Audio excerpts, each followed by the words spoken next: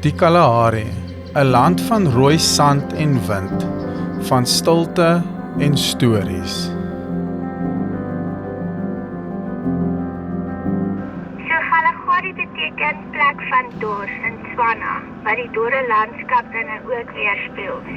En dit is nou baie interessant, want in 1931 is die Kalahari Gemsbok Nasionale Park in Suid-Afrika gestig om wilddienstropery te beskerm. Botswana het toe in 1938 die Gemsbok Nasionale Park gestig aan die ander kant van die Nosselrivier.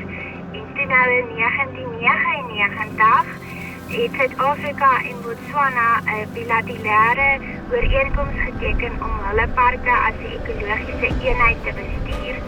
En op 12 Mei 2000 is die Kalahari Transfrontierpark amptelik geopen. Dit is baie interessant en ja, dit is eintlik 'n amptelike baie goeie verwelkoming. Baie dankie julle Gemsbokke en dankie Jolandi.